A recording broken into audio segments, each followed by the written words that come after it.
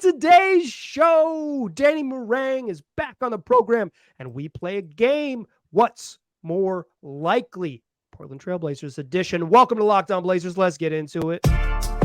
You are Locked On Trailblazers, your daily Portland Trailblazers podcast. Part of the Locked On Podcast Network. Your team every day. What up, world? It's your past first point guard and Trailblazers reporter, Mike Richmond. You're listening to another episode of Locked On Blazers, part of the Locked On Podcast Network, available wherever you get podcasts and also on YouTube. Coming at you 3 days a week in August and into the first couple weeks of September. And then we will be back 5 days a week, wherever you get podcasts. It's your team every day. Today's episode, we are once again joined by Danny Marang. You've heard him on Danny and Dusty, 1080 The Fan here in Portland, 12 to 3 every single weekday. You've heard him on Jacked Ramsays podcast, wherever you get podcasts, and on YouTube. They're going live. Him and his co-host, Brandon Sprague, they're having a whole bunch of fun. Today, we're playing a game. If you've missed the previous two episodes, Danny and I, we talked about Damian Lillard. We talked about the youngsters. I was mean to Moses Brown on a couple different episodes. I wasn't that mean to him. I just don't think he's a very good basketball player. And I said it kind of bluntly. And yeah, you could go back and listen to those. They're in your feed. Dame stuff, young guy stuff. But today we're playing a little bit of a game. You ready? This is called What's More Likely. It's a game that I stole from Sean Woodley of Locked On Raptors. He plays it on his podcast, and it's just a good idea. And that's the thing about working for a podcast network. I know a bunch of people who do what I do. And so then I see someone who has a good idea and I say, hi, yes, I will be taking that. And so Sean Woodley, all credit for this game. What's more likely? So I'm going to give you two things, and you're going to choose what's more likely. We can chat a little about them as we go. What's more likely? Damian Lillard is on the Portland Trailblazers after January 1st of 2024, or the Blazers have a representative in the All-Star game in February. Oh, Dame on the roster. Dame on the roster. Who do I send the bet into? Yeah. Do you think it takes that long with him? I think if it goes into the season, it probably goes to. What's the earliest big in-season trade we've had? Like James getting Harden. in. James Harden to Brooklyn. When did he get dealt though? He played 8 games for Houston. I think it goes longer. I think it goes into December. Yeah. Unless one of those paths changes or something, either somebody says that it's untenable on either side or something changes. I have a hard time believing either side's going to budge. I have been very, very much, and I told you this off mic before. It's like I've been really like it's just gonna get done. It's gonna get done. It's gonna get done. Someone I trust told me it was gonna get done quickly, and I was saying it on here. It's gonna get done. It's gonna get done. The deeper we get, I'm like, it's going to get like, why would they bring him in? It makes no sense. It's so messy. It's so stupid. It ruins the plan. Like, why are they haggling over a draft pick that's not even like that they're going to miss anyways? You miss draft picks. And I'm not like, I don't actually believe that. You should get the best package you can get, obviously. But it's like, I was through July, no problem. Confident this Dame trade gets done before the season starts. Yes. We got like a week left in August. I am less confident. I did this with when Sean Highkin was on the podcast. I did over under 8 games. That's why I know off the top of my head that James Harden played. James Harden, Houston. Yeah. I do a little research for the show. And I was like, by the way, Sean, I think it's under. And now I'm like, oh shoot. Yeah. The deeper we get in, I'm not the most confident. It's just like this isn't like Dame's not telling me this, Joe's not telling me this. This is like hearing from both sides of the organization and Dame's camp and Dame and hearing like where each kind of stand. There hasn't been any change in either side. So all I can do is go kind of put my palms to the sky and go, hey, look in, you were not alone in like thinking that this was going to be quick. When I was down in Las Vegas, I could not move 5 feet without running into a media member or a front office member of an NBA team who was like, so what do you think? It's getting done? It's getting done, right? It'll be done before the end of Summer League, right? Like it was a foregone conclusion. So like, again, you were not in the minority of that thought process. Yeah, I mean, I usually don't say stuff like I obviously have like a bad opinions on here. That's like what a podcast is. But Me like, too. yeah, but like, I wouldn't say things like I usually try to stay away from speaking factually about stuff that I'm opinionated on. And I was pretty much I was teetering on the facts line where I'm like, oh yeah, I think it's just like done deal. Not like I've heard that they're at the negotiation table. Just like, yeah, it seems simple enough. They'll get it done. I will say, I don't think it goes to January, but I didn't think it was going to go to October. And now I kind of think it might. So I'm hedging on December. Like that's where I think we get past Thanksgiving, but I don't think we get into the new year. Like I would be shocked if it got into like actual trade deadline. Same. That would be I think really, we made it this far. Okay. Both sides are ready for a breakup. That's the thing. The Blazers are very clearly ready for a breakup. They haven't done a dang thing to hedge, say, well, what if Dame stays? They've done all of the other things, right? They're on the path. They chose the route, as Dame said. That route is not his route, and they agree. So he has every right to ask out. Yeah. I mentioned this to someone, a listener over email, and I want to say it here for my other listeners. Like when Dame the press conference at the end of the year happens in April. And Dame said, if they go that route is not my route. Mm-hmm. That was April. I think Dame had a pretty good idea that the team was considering or eyeing a situation where they went this way in April. And if Dame knew that in April and was saying it publicly, he probably has known it for a long time and has felt it. He wouldn't say that he'd be a little corny. I've said that on the show before. He can be a little corny, but he's not dumb. Yeah. And he knows when he speaks publicly what's going to happen. Right. Like, and that's why when the dude from Showtime asked him, he said, I want to play for the Heat or the Nets. And he said the Heat first, because that's where he wanted to play. And he was already putting pressure on him. Right. Like Dame knew that this was a possibility for a long time. Yeah. And which means Joe Cronin did too. Yeah. So this ain't a surprise to anybody. Okay. We went a little long on this one because that's what we're doing here. But what's more likely? Matisse Thybulle shoots 37% from three, or Matisse Thybulle records 3 stocks per game. That's combined steals and blocks. And let me give you some stats here to help you make your decision. Last year, Matisse Thybulle shot a career high 36.5% from three, including 38.8% with a member of the Portland Trail Blazers. The most steals and blocks combined that Matisse Thybulle's ever averaged in his career was 2.8 in 21-22 with the Philadelphia 76ers, in which he played 25.5 minutes per game. So, assuming he has kind of a role in that range, and he is, empowered to take a bunch of threes, what's more likely? 37% from three or 3 combined stocks? Matisse told me after a couple of weeks here that he had not felt more comfortable and free in his NBA career. And like, that was more than anything, he told me that was the thing that kind of contributed to him, not even the lack of pressure, but the Doc Rivers effect, let's call it that, allowed him to play and be who he wanted to be, and not even who he wanted to be, but who he needed to be. Like, just freely take a shot and not worry about the offstage hook, and taking him off the floor.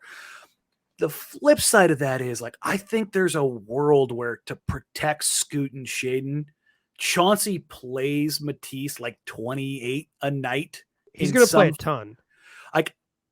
I know you said it a ton. I want to emphasize this. Barring a significant change in thought process, Matisse Thybulle is starting. 100%. 100%. Don't get it twisted. And listen, coaches hate F-ups. They hate them.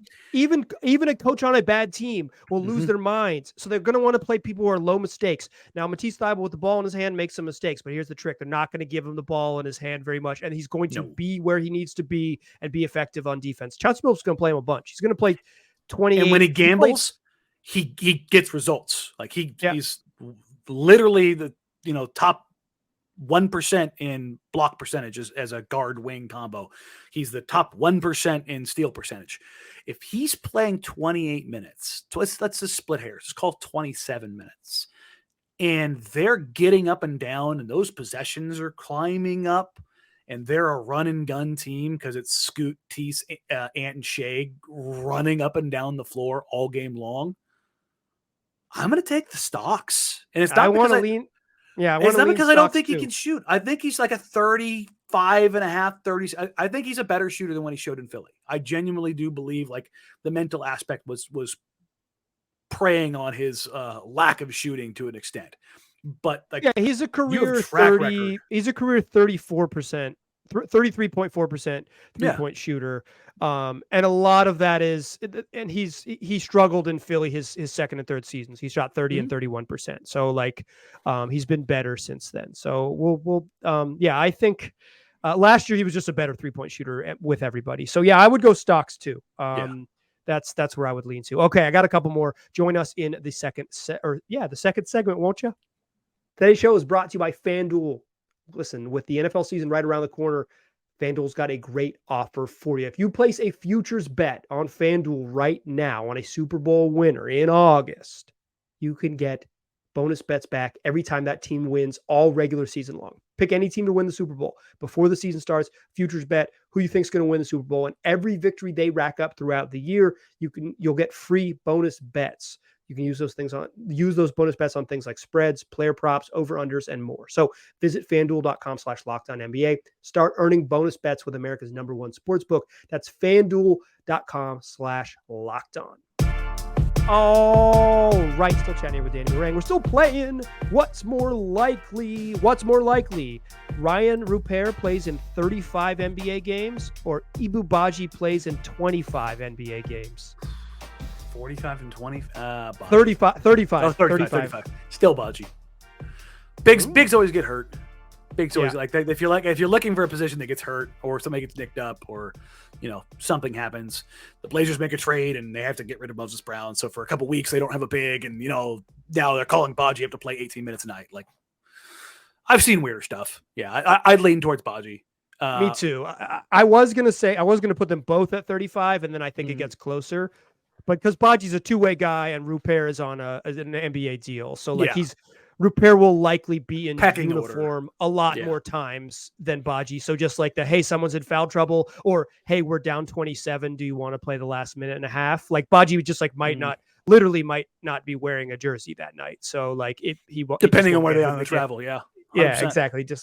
So I think I would lean Baji too, but I wouldn't be shocked if Rupert ends up playing a bunch at the end of the year. Like he plays like every one of the last 17 games. And then if he just played like blowout minutes before that, he hits sparingly 35. here or there. Yeah. Yeah. Because as much as I think Rupert is going to play with the G League, and I do think he's going to play a heavy amount, I do think they're going to make a very concerted effort to, like you said, have him dressed for games. Yeah, well, that's the value of having it in where it is. Like they practice at the practice facility. They play in North Portland. It's like they're just down the street. Yeah, it's really close to the arena, so it's not like you're going anywhere.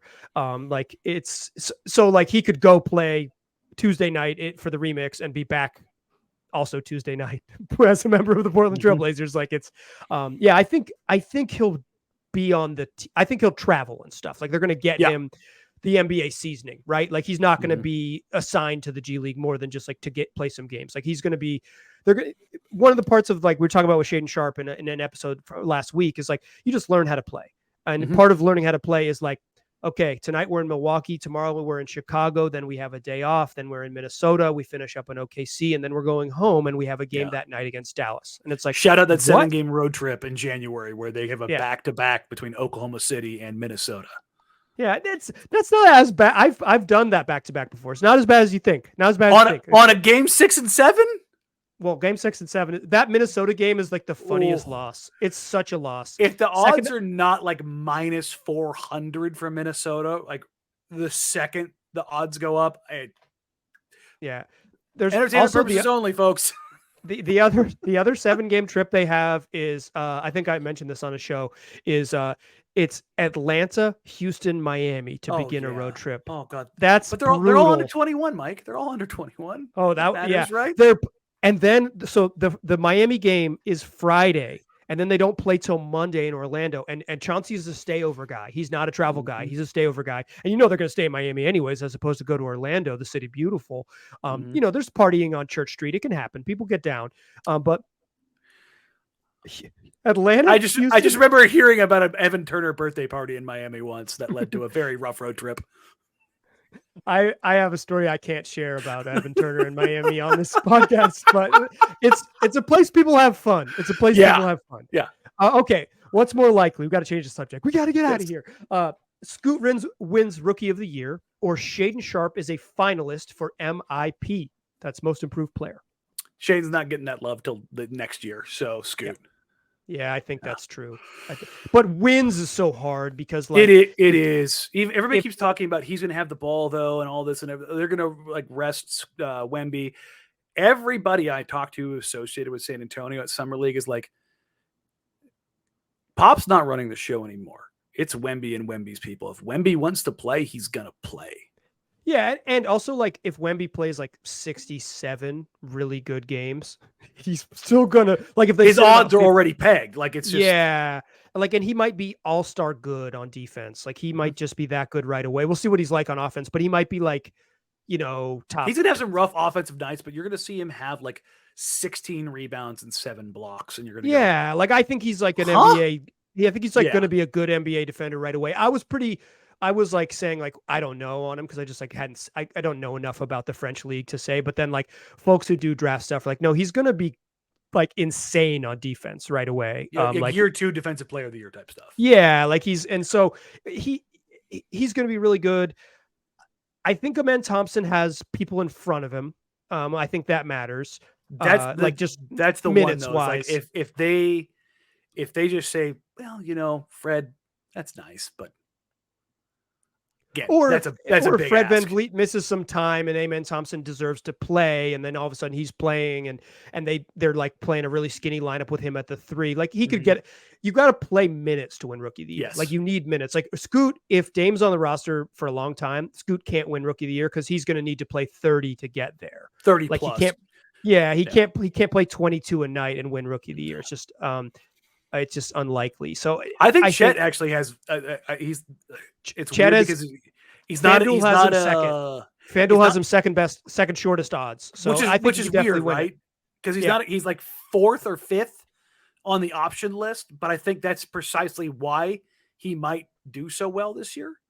Is because the expectations within that team are not high, and you're going to see him put up some crooked numbers this season. What if Wemby comes in wearing the Donovan Mitchell definition of a rookie shirt? He's coming in April, he's wearing he's treating him like Ben Simmons, setting the table right out of the gate. I like it. There's beef. I want that. Okay, I want these guys to hate each other. Yeah, it's for friendly league these days. Okay, I got more questions, more of what's more likely in the third segment. Join us there, won't you? Still a pass first point guard. Still Mike Richmond. You're still listening to Locked On Blazers. Still chatting with Danny Marang of 1080 The Fan and Jacked Ramsays. Okay, what's more likely, Danny? Anthony Simons averages 4.5 assists per game, or Jeremy Grant averages 5.3 rebounds per game. Last year, Ant was at 4.1, a career high. Jeremy Grant's career high for rebounds was 5.2 with Oklahoma City, and last year he was at 4.5. So what's more likely, 4.5 assists for Ant or 5.3 boards for Jeremy? Jeremy hasn't rebounded since college, and Ant is quite literally learning how to play the primary ball handling position in the NBA, and that's kind of that skill curve. I know I'm the Ant guy, but it was funny when he came on 2 years ago. He told me I really need people to relax about my turnovers. I'm literally learning how to play point guard for the first time in my life, and I'm doing it in the NBA while averaging 25 and 5. Can people please calm down? I was he's got a kind of a fair point there. It was yeah. So I'm going to lean towards Ant, and it has less to do with Ant and more to do with Jeremy. I think Jeremy averaged 7 a game, which is it's kind of crazy. I think he averaged 7 a game in Syracuse because not only is he a guy who doesn't rebound, but they run a zone in Syracuse, which is famously difficult to rebound out of. So when I remember looking at that and going, huh, you were a better rebounder in college. It's a little bit weird. But also the complication of this is Dame, right? Is if Dame's on the roster, the playmaking opportunities are going to get compressed for not only Scoot, but Ant as well. But if Dame isn't on the roster, then I think Ant actually hits that pretty easily because the only two guys on the team who can dribble, pass, and shoot are Scoot and Ant. Yeah, and Scoot, even if at his absolute max of minutes, is probably at like 34. 32, okay, 34, 32. okay. Yeah, my guess say, would like be rookies, plays, like trying to think. 34 is a ton for a teenager, but he could do it. Yeah. Because he's played a little bit of pro ball. But I think 30 is a much like when I did the math, I had him at 32. That was the number I put him at. I was like, okay, he's going to play 32 minutes, and that leaves 16 minutes of point guard Ant. Obviously, Ant will do some point guardy stuff in the other minutes he plays, but like Ant playing 35 minutes, only slightly less than half, 40% of them are going to be as a point guard. So, so I would also lean Ant here, because Jeremy Grant doesn't rebound, but he's going to play a lot. Like he's going to, Jeremy Grant, I know Chauncey Billups. He's going to lean on him just like he did Josh. Jeremy Grant is going to play him. He's going to play Jeremy Grant 40 minutes a night. Like he's going to play him so much. In fairness, Jeremy did get a nice 25 game vacation last year. He gets one after each All-Star break. Check the numbers. He also got to sit out in Detroit. It's part of his contract. He's played like 40% of the available games after the All-Star break the last 2 years. He doesn't play. So I'll lean Ant too. And I agree with your reasoning, but I do think there's a chance that Ant is on the ball less this year than he was in the past, for sure. Okay, what's more likely? That to sneak in a regular rotation spot, Keon Johnson or John Butler Jr.? Man, I felt so sorry for Keon at Summer League. Dislocating his finger. Like, stinks. That kid has been through so much. Like going into Summer League last year, Heiken and I walked in. Hey, what's going on? How you doing? You just gotta, just came into camp, and he just drops casually. My dad just died. And it was like, Sean and I just kind of looked at each other like, what are you doing here, man? You're 20 years old. And he was just handling it in such a way with a level. The kid sees the world with a level of maturity that you don't get ever from NBA players, particularly that age. So I always have kind of like this rooting interest for him. But my God, there's like 7 guards on the team. So it's how does he get there? Like the kid has tools. Whether or not he can put them together, in a consistent basis, that's kind of up for debate. But JB's starting to hit threes, and he's 7 foot tall. Like, so I'm gonna go with Butler as much as lack of depth, 7-footer who can hit threes. Like, he's a weird, Florida State mutant lab player, right? But if the shooting becomes like semi-real, and the folks around the team have said that, his shooting is developing and it looks like it's a tool, it's a weapon. Like, he's a weird 7-foot wing who shoots threes. And it's like a weird the kind of thing forward. It's the kind of thing you throw out there. I'm like, all right, deal with this. It's like, so I'll lean with JB. I think that's the right choice, but it's, you're squinting a lot. He doesn't have a clean path. He doesn't have a clean path. He's a two-way guy. Like, no two-way guy has a clean path. Okay, last one. What's more likely? The Blazers win fewer than 20 games or more than 30 games? Oh, you're a monster. As I have done the Dame gone, insert replacement level rookie player stuff, like work in my head, and I've come up with 24.5 wins. Like that's where I end up. Like, I've gone through like the worst teams in NBA history and what their roster construction kind of looked like. And God, I'm going to sound like a jerk. Under 20. It's the right answer. Yeah, they're going to be very bad, Mike. So I did this with Sean. And I asked him 31 or something, or 30. And he was like confidently under. I think he was on 27. And I was like, you know what? I'm starting to think that they might be pesky. One of those teams that starts like 9-9. And then and then And then I kind of did more like getting ready for the season stuff, and like I did like a show about like minutes and who's going to play. And I was like, oh no. Like, actually, this team's not They're good. going to get, like, if they don't have Dame, they're going to get waxed. Like, then that's not a shot at them. It's just that is their lull in life right now is just. Oh yeah, I mean they were not young. They were mostly bad happens. with Dame. They were mostly bad with Dame last year, and the roster's worse. Like I had them as a 41-win team last year with Dame. I think had they stayed healthy and not tanked everybody, that's where they land. Like they might have won 38 games though. Like they were. That's what I'm saying. Not good. That's what I'm saying. You're tossing a coin over a couple of games to be 500. What they go? They won 30. They won 33. 33.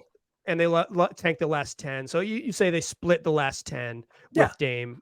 That's what I'm saying. If they had been healthy, like 37 to 39, probably. Like they're still below 500 in my eyes. They weren't very good though. And Damian Lillard was exceptional. And they had the number one offense in the NBA from basically December 1st to March 15th. Yeah. And they're not going to have that. There is going to be like if you are like if you're listening right now, number one, you're listening to me appearing on more podcasts than I have done this month on my own. So that shows you where I am at as far as taking a break during August.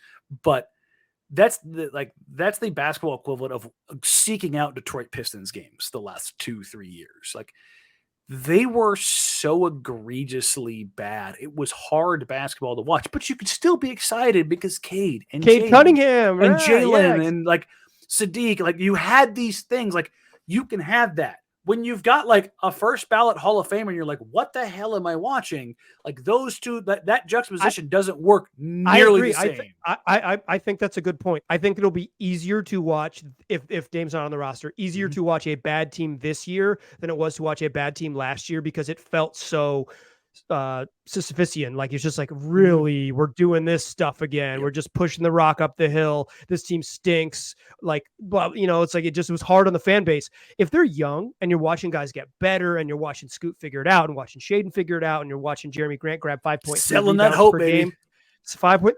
It's just easier to enjoy a young team get it than a veteran team not have it. So I do think I do think they're going to be bad. And I think they're much more likely to win 17 games than they are to win 31 games. But like, I think it might be easier to stomach 60 losses because they're building towards something. Yes. And you know what? Might get to the end of the year and they're building towards Cooper Flag in 2 years. Yeah, and it might feel different. Like it might feel different once you see what they're building towards and what it feels like. And I might change my tune. I mean, I just said it like a month ago. I thought they were going to win 30 games. Now I really, really, really do not. We'll see.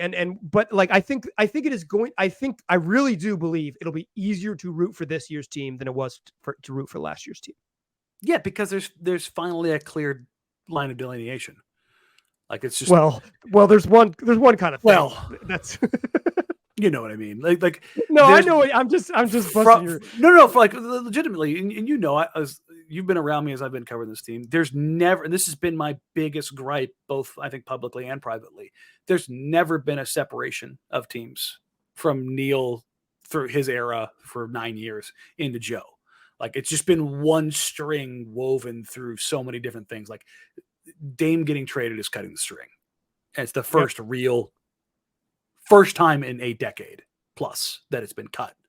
Well, I guess you could say the LaMarcus era, but I should say the post LaMarcus era, 2015. Post LaMarcus for sure. Yeah. And I think they had a chance post CJ and I don't think it was always the plan to pull the plug, but I think they were setting themselves up to have an opportunity to do so because they were not going to take on big money. And when it came up this way, they chose that path. And now they're going to trade Dame to the Miami Heat for the guy's name who sounds like Nikola Jokic.